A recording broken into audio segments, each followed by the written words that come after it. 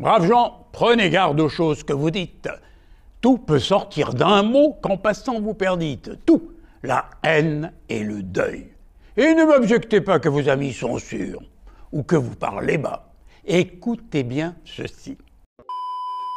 Bonjour, Xavier Marqueschi, comédien, dramaturge, et je suis heureux aujourd'hui de m'entretenir avec Sanigo sur le plateau du studio Théâtre de Stains.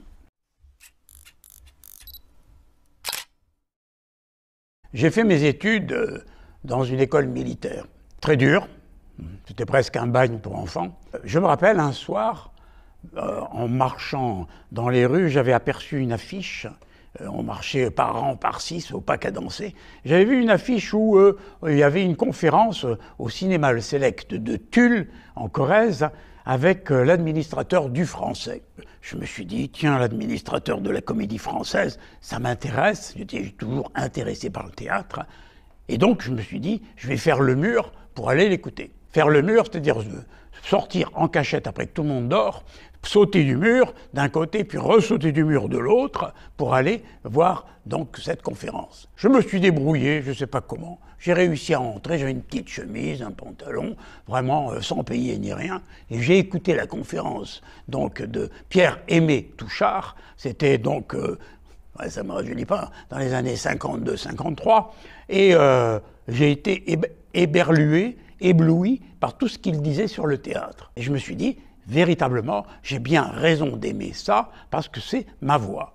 Aussi, après, quand j'ai été libéré de mes études du service militaire, la première chose que j'ai voulu faire en arrivant à Paris, avant même de déposer mes valises, c'est d'aller taper à la Comédie Française, à la porte de la Comédie Française.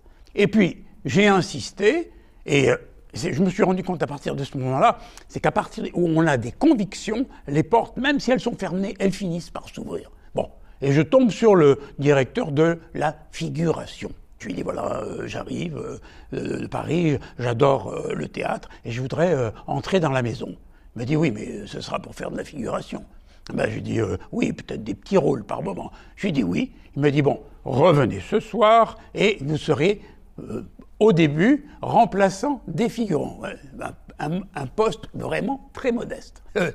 Je suis arrivé, et puis, heureusement, ce soir-là, il y avait un poète dans Cyrano de Bergerac qui manquait. D'ailleurs, le rôle éponyme était joué par Jean Piat. Et puis, le chef de la figuration arrive et me dit « Allez, vite, vite, habillez-vous, il y a un poète qui n'est pas là. » Donc, je me suis habillé comme un dingue, à toute vitesse, je suis monté sur le plateau, je savais... Et avant de partir, il me dit « Vous avez un vers à dire, Xavier. Le chou bave sa crème, il rit. » Je croyais que c'était du patois, je ne savais même pas que c'était du français. Et puis alors je rentre sur le plateau, je vois d'autres poètes, donc je vais vers eux, et je m'assois, et puis je vois une lyre devant moi. Et le deuxième vers que je devais dire, pour la première fois, la lyre me nourrit. Oh, je me suis dit, ok, la lyre est là, le public est là, Jean Piat qui était là, qui disait donc son texte, et puis à un moment donné, il y en a un qui dit « Le chou bave sa crème, il rit ». Et moi je me lève. Pour la première fois, la lyre me nourrit. Je l'ai dit avec une telle véhémence que même Jean Piat s'est marré. Là, ça a été mes débuts. Et je suis resté dans cette Comédie Française pendant 9 mois, où j'ai appris beaucoup de choses, où j'ai vu vraiment des spectacles merveilleux, avec des acteurs de grand talent, avec une ambiance presque de caserne, d'où je sortais étant gosse, et où véritablement il y a une hiérarchie terrible, comme à l'armée. Donc il y avait les figurants qui étaient en bas, puis après il y avait les sociétaires, non les pensionnaires, les sociétaires, le doyen et l'administrateur de la Comédie Française. C'était une ambiance que moi, personnellement, je trouvais détestable. Autant ce qui était sur le plateau, c'était formidable, autant ce qu'il y avait autour, l'administration même de ce théâtre était véritablement rigoureuse, pas dans le bon sens du terme, rigoureuse comme une discipline militaire. Au bout de 9 mois, on a voulu me garder, mais j'ai dit non, je préfère partir. S'il y a vraiment un lieu d'où il faut partir, c'est de la Comédie Française, même si on y fait des spectacles et qu'on y rencontre des gens formidables. J'ai pas tellement le temps de vous en parler, mais c'est vrai que j'ai fait des rencontres énormes et essentielles pour moi. Donc, me voici à nouveau libre sur Paris, et Jean Negroni fait une audition. Et je passe l'audition devant Jean Negroni, et je suis pris.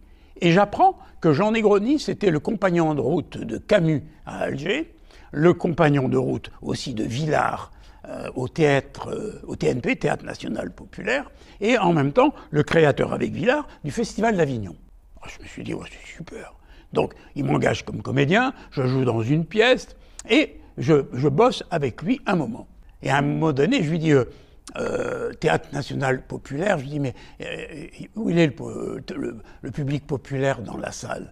Oh, il me dit, oh. Et puis, avec des Parisiens, c'était à Créteil, la maison de la culture de Créteil en préfiguration. Ben, je lui dis, moi, si tu veux, je vais faire des animations dans les quartiers, et je vais faire venir des jeunes gens ou des habitants de ces quartiers. Ben, vas-y, lance-toi, me dit-il, sans y croire. Hein. Et donc, je pénètre dans des cités d'urgence, comme on les appelait à l'époque, et de transit, et qui étaient complètement clôturés. Mais vraiment, c'était des ghettos. Je rentre et effectivement, je passais devant des groupes de jeunes, tu vois, wow, tu vois, je me disais, j'en menais pas large, hein, je disais salut, bonjour, que dalle. Je continuais mon chemin, je marche, puis après, je ne trouvais plus la sortie. Tu savais comment rentrer, mais alors, tu tombais à chaque fois sur des endroits où tu ne pouvais pas passer. Et tu découvrais comment dirais-je, des bâtiments, mais complètement déglingués, avec des trous comme ça dans les murs, les boîtes aux lettres arrachées, etc. Là, je passe devant un truc, puis je vois marqué devant une association Aide à toute détresse. Je me suis dit, c'est tout à fait pour moi. Je suis complètement largué. Je tape, je suis reçu par 2 curés en civil, on les appelle des prêtres ouvriers, et je leur dis, voilà, je suis comédien, ça fait toujours rire, mais enfin, bon, bref, je suis comédien, et j'aimerais faire des animations dans ce quartier. Là, par contre, ça les a intéressés. Ils m'ont dit, il y a 1000 clubs dans le quartier, ici, et nous avons des jeunes, et ça leur ferait du bien de faire du théâtre. Bah, je dis, ouais, c'est pour ça que je suis là. Bon. Donc, je les rencontre le lendemain, les jeunes, et des gars rugueux, tu vois, vraiment, wow. Et je leur dis, qu'est-ce que tu veux faire avec nous? Bah, du théâtre, du théâtre, c'est pas pour eux, c'est pour les gonzesses, tout ça. Alors justement, pourquoi il n'y a pas de filles? Donc, je leur dis, le texte que je t'ai dit en préambule, je leur sors le mot, comme ça. Je dis, bravo, prenez garde aux choses que vous dites, tout peut sortir. Les mecs m'ont regardé comme ça, ils disent, oh, tu démoules, hein, oh. Bon, j'ai dit, voilà, c'est comme ça que je veux faire du théâtre avec vous. D'accord. Alors, qu'est-ce qu'on fait avec toi? Ben, moi, j'ai une pièce à vous proposer, c'est Le commissaire et bon enfant. Ah ouais, un flic, ouais, voilà, d'accord. Alors, si vous voulez, on va se faire des petites impros. On se met au boulot dans le mi-club, tu vois, et j'ai dit, bon, allez, stop, là, il y a trop de remue-ménage, vous êtes dans un commissariat, et vous fermez vos gueules. Dis-toi, mais tu as pas... Ben, et moi, je vais faire le commissaire. D'accord. Et on fait une putain d'impro devant les 2 curés. On fait une putain d'impro, mais à la fin, heureusement, il y en avait un qui était plus costaud, un peu comme toi, qui est un peu plus costaud que les autres. Il les a séparés parce qu'ils prenaient ça au sérieux. C'était vraiment du psychodrame. Alors là, ça a été super, on l'a monté, le commissaire et bon enfant. Je dis, mais attends, il y a 2 femmes dans la pièce. Ok. Ils reviennent avec 2 filles, et elles aussi, de sacrées filles, hein, vraiment un tempérament, un caractère. Je dis, bon, allez, hop, super, on monte Le commissaire et bon enfant, et je vais revoir Negroni, qui montait, lui, une pièce de Marivaux à l'époque, où j'étais son assistant, et non plus comédien, mais son assistant, et avec des Parisiens, des acteurs de télé, de cinoche, tu vois, vraiment du beau monde. Donc, je lui dis, bah, écoute, ce serait super, Jean Negroni, je lui dis, ce serait super, c'est que, véritablement, l'une des comédiennes ou des comédiens viennent dans le mi-club parler du théâtre. Oh non, je ne peux pas leur demander ça, etc. Je lui dis, mais nous, on a fait une pièce, Le commissaire et bon enfant, ce serait bien que tu viennes la voir. Oh non, tu vois, c'est pas... Je lui dis, mais écoute, c'est du théâtre, oui, mais c'est pas le même théâtre, tu vois, c'est pas le même public, c'est... Bon, ok, je vais leur dire aux jeunes, on joue la pièce dans 2 ou 3 000 clubs, putain, ça marche du tonnerre de Dieu, on la joue, la pièce, et puis je vais dire, les jeunes, il vient pas ton taulier, pourquoi il vient pas? Bah, bon, on va aller le voir. Ok, on y va. On va au théâtre donc de la MC 93 en préfiguration, et puis Negroni est tout surpris de voir arriver ces gaillards, tu vois, et puis ces jeunes filles. Je dis, bonjour, ils étaient un peu gênés, quoi. Et ils étaient en train de boire un café, et il y a un des comédiens du lieu dit « Marie-Claire, tu me fais un café ?» Alors les jeunes, c'est là, et puis il y en a un qui se lève et « Marie-Claire, tu nous fais un kawa ?» Donc ça a créé une putain d'ambiance, tu vois. Mais bon, ça va, tu vois, ils sont pas venus au théâtre parce que on jouait, je sais pas, 3-4 fois, c'était déjà fini, mais j'ai voulu continuer avec eux. Et puis je me suis rendu compte qu'avec Negroni, il y avait un hiatus, ça ne marchait pas. Je dis, mais enfin, Jean, tu as créé le Théâtre National Populaire avec Villard, hein, pourquoi tu boudes un public jeune et nouveau? Ah oui, mais tu comprends, c'est pas toujours facile. Mais alors pourquoi ça s'appelle Théâtre Populaire? Tu vois, s'il n'est pas là, tu vois. Et sans se fâcher, parce que c'est toujours difficile, sauf quand il le faut, c'est toujours embêtant de se fâcher avec des gens, surtout des gens de qualité comme Jean Negroni. C'est vraiment un être que j'estimais beaucoup, et qui m'a beaucoup apporté, mais qui m'a déçu sur ce point-là. Donc je suis parti. À nouveau, je suis parti. Et je vois une annonce où il y a marqué « Cherchons animateur pour la Maison du Peuple de la Courneuve ».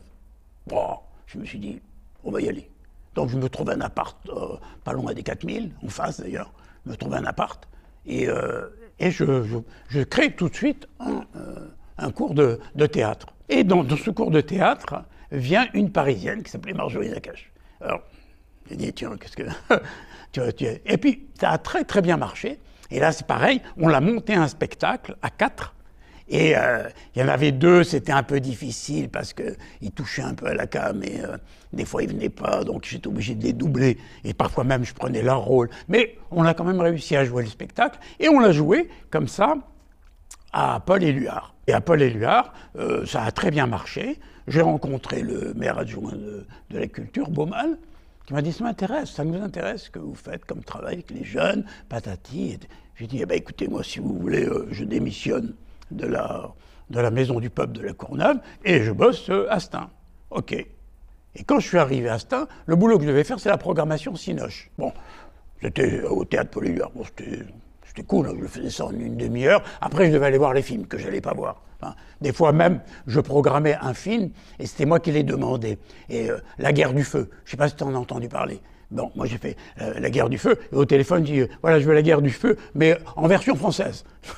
L'autre rigolait, parce que le film, les gens ne parlaient pas dans ce film, tu vois, donc il doit vachement en connaître un rayon dans le cinoche. Enfin, toujours est-il que j'ai pu commencer à faire du théâtre à Stein. Et à un moment, un jour, en passant devant ce lieu, je voyais toujours fermé, et je me disais, putain, je voyais une façade de cinoche, je me dis, je cogne à la lourde, paf, je reviens avec Marjorie, on recogne à la lourde, et à un moment donné, on tombe sur le proprio, qui est un ancien clown, Monsieur Zanfretta. Et alors, on lui dit, on était dans cette salle-là, il y avait des débris partout, des briques, des sacs, des bétonneuses. Il était reconverti, il était d'abord dans le cirque. Il avait fondé un cirque qui s'appelait le Cirque Zanfretta, puis le cirque a périclité. Le lieu est devenu un cinéma, le Central, qui, bien entendu, le cinéma aussi a périclité, et il a été obligé de tout fermer et de se convertir en entrepreneur. Bon, putain, je rentre dans ce truc, je me dis, wow, tout était arraché, tu tirais sur un rideau, bouf, il tombait en poussière. C'était vraiment, tu te dis... Tire-toi, tu vas crever ici, taille la route, c'est pas le truc où il faut rester. Donc, on repart, et puis, on réfléchit, une semaine après, on retape, dit, écoutez, monsieur Zanfretta, nous, on veut bien louer, en tant que compagnie, le cinéma, mais on n'a pas d'argent, on n'avait pas de... etc. Dit, écoutez, je vous mets le chauffage à l'orchestre, on ferme avec un rideau comme ça, et vous répétez votre spectacle du lieu de l'orchestre. Ok, donc on l'a répété comme ça, notre premier spectacle. Et après, ce qu'il a fallu, c'est établir des relations autour de nous pour voir un petit peu comment ça se passait. Et là, je me suis rendu compte que ce métier était profondément divisé. Il y avait le in et il y avait le off. Comme notre société, elle est divisée, mais d'une manière monstrueuse. Et à chaque fois que je téléphonais ou que je demandais à rencontrer un mec de l'institution de la MC 93 ou le Aubervilliers ou Saint-Denis, les mecs, ils me recevaient même pas. Et ils répondaient même pas au téléphone. Et là, par conséquent, là, je me suis dit, oulala, c'est pareil que le théâtre populaire, c'est pareil que... C'est véritablement le lieu élitiste par excellence. C'est le lieu, le théâtre, où il devrait y avoir le plus de défense de la démocratie, et c'est celui qui le représente le moins.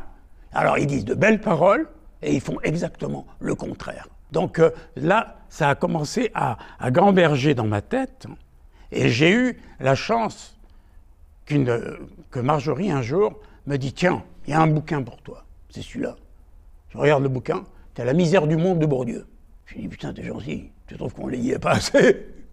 Tu veux que Puis c'est un truc comme ça, tu vois. Tu veux que je m'avale ce quintal, là. Alors je le regarde, bon, elle me dit « Écoute, Xavier, c'est pour toi. » Attends, j'ouvre le bouquin. Putain, c'est le livre que j'attendais depuis toujours. La parole des gens. La misère de tous les métiers.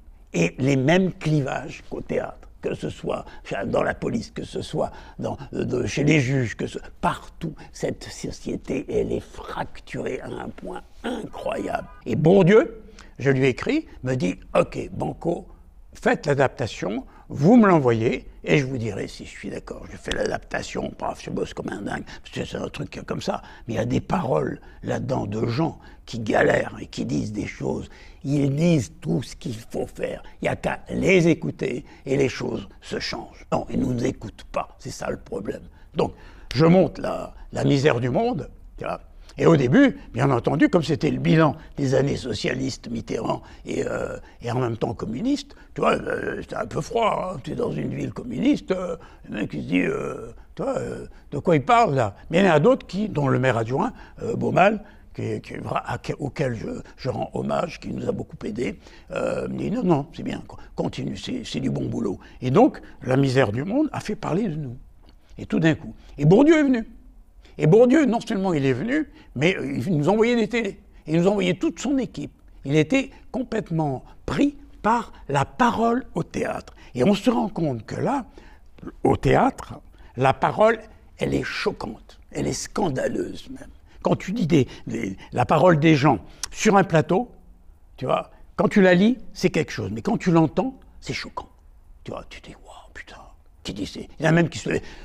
Il a raison, je suis comme elle, je suis comme lui. Oui, oui. Tu vois, ça devenait quelque chose de formidable. Et à partir de ce moment-là, on a pu avoir un peu plus de moyens de l'extérieur, de la DRAC, du ministère et tout ça, puisque quand même, on avait eu cet appui qui, tu vois, dans le milieu élitiste que l'on connaît, il avait quand même du poids à Bourdieu, faut pas déconner. Donc, on a commencé à faire un travail, alors là, de création et de créativité. C'est-à-dire qu'on était partout.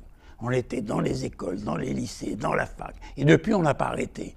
Et on a créé comme ça des ateliers. Je ne sais pas, aujourd'hui, il y en a plus de 20. On fait travailler, alors qu'au départ, il y avait que Marjorie, moi, puis après Kamel. Maintenant, il y a, je ne sais pas, quelque chose comme 50 salariés, intermittents, très peu de permanents. Mais c'est devenu quelque chose de très vivant.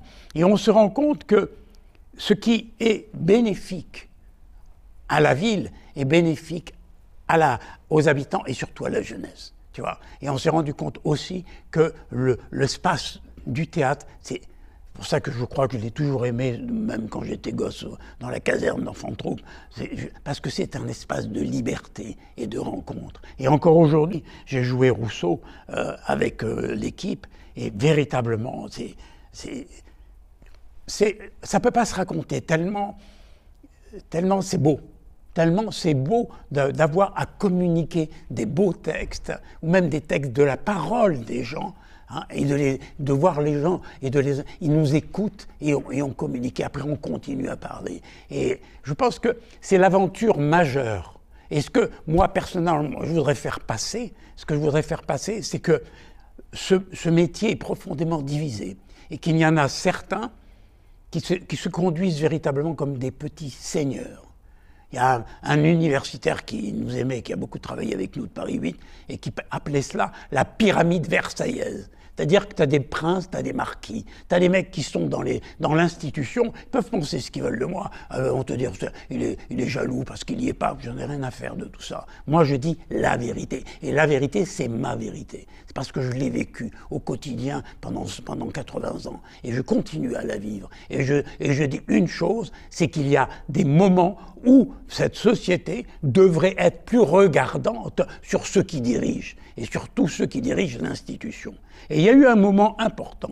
À un moment donné, bon, comme on fait beaucoup de travail avec les associations, on l'a fait avec les femmes de Stein et les femmes de Montpellier, tout un spectacle sur l'éducation nationale. Et donc, le jour de la représentation, il parlait du fait qu'à Stein, en Seine-Saint-Denis, ça n'a rien à voir avec ce qui se passe dans le 16e arrondissement ou quoi, question de prof, question de niveau, etc. Et à un moment donné, il y a un jeune gars de la salle, je me rappelle son prénom, il s'appelle Ahmed, qui après a fait partie du spectacle, qui est venu courageusement, ça tu peux le retrouver, tu peux le mettre dans ton film, qui courageusement a dit « Moi, quand je suis passé devant le conseil d'orientation, je crois que c'est comme ça que ça s'appelle, j'avais des bonnes notes en enseignement général. Et on m'a mis en technique. On m'a mis en technique et vous savez pourquoi? Parce que je suis dans le 93. Putain, je suis allé le voir, je lui ai dit, moi, à ton âge, quand j'avais 13 ans, je suis passé devant l'officier orienteur de la caserne d'enfants de troupe. Et à cet officier orienteur, je lui ai dit, alors, qu'est-ce que tu veux? Tu vas aller où? Lui, il voulait savoir si je voulais aller dans la coloniale, parce qu'à cette époque, il y avait une armée coloniale, si je voulais dans les paras ou un truc comme ça. Je dis non, je veux faire du théâtre. Il a bien rigolé. Hein. Puis il m'a dit non, arrête tes conneries, qu'est-ce que tu veux faire? Et à partir de ce moment-là, tu vois, je me suis rendu compte que parce que mon père, qui était revenu de la guerre 39-45, invalide 100%, que ne pouvait pas m'élever, qu'on m'a mis dans une caserne d'enfants de troupe, parce que mon père était sous-officier, j'étais dans une caserne technique. Donc, à l'officier orienteur, je lui ai dit, je suis nul en technique. Ça fait 1 an que je leur dis que je suis nul en technique. J'admire mes camarades qui font du beau travail, des assemblages, des trucs comme ça, avec de la ferraille, tu vois, on faisait tout. Mais il dit, regardez-moi, moi je suis complètement nul. Mettez-moi dans un Prytanée. Et là, il m'a dit la vérité, que j'ai transportée toute ma vie.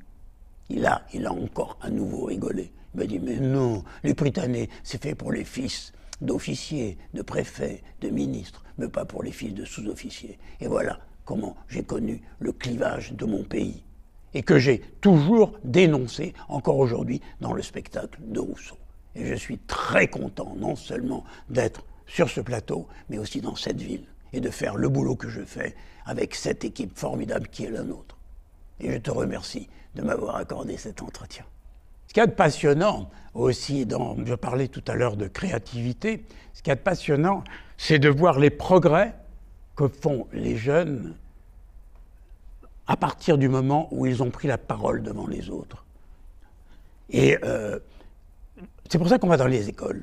On va dans les écoles et avec un comédien ou une comédienne, on rentre dans la classe, on passe une scène. Et on leur donne le goût de la prise de parole devant les autres. Et on fait tout un débat sur l'importance de la prise de parole. Je dis, vous ne pouvez pas être dans un endroit, ne pas être d'accord à ce qu'on vous entendez et partir sans rien dire. Vous vous en voulez. Donc, prenez la parole. C'est difficile de prendre la parole. Eh bien, venez au Studio Théâtre de Stein, dans un atelier, et on va vous apprendre à vous exprimer devant les autres. Et curieusement, à partir du moment où ils font cette démarche, les progrès vont très vite. Et ce qui serait intéressant, d'ailleurs on l'a toujours dit, on le continue à le dire, c'est qu'il y ait véritablement dans tous les établissements un professeur de théâtre qui enseigne la rhétorique, la prise de parole. Ne fût-ce qu'un petit poème, La cigale et la fourmi, à partir du moment où tu l'as dit en public devant la classe, c'est comme si tout d'un coup tu es libéré. C'est une éclosion.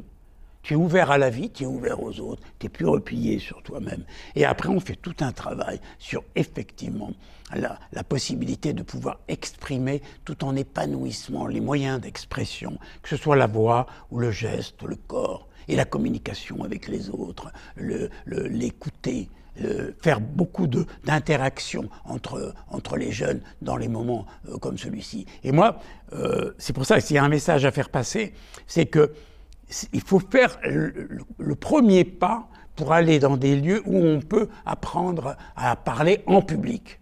C'est pas pareil que de parler avec un copain. C'est vraiment se dire, voilà, j'ose, et cette espèce d'élan que l'on peut avoir à ce moment-là, on peut le retrouver quand on cherche du boulot, quand on a une personne avec laquelle on voudrait entrer en communication. On prend confiance et conscience de nos moyens de communication et on essaie autant que faire se peut de les maîtriser. Et à partir de ce moment-là, on maîtrise même l'émotion. Parce que quand on prend la parole pour la première fois en public, on est ému. Surtout quand on est timide. Et c'est souvent le cas. Et donc, c'est la phrase de Brecht, un être épanoui dans une société épanouie. C'est ça qu'il faut réussir à faire, et que chacun respecte l'autre et s'exprime librement avec l'autre. Et le théâtre, tel que nous le faisons, c'est fait pour ça.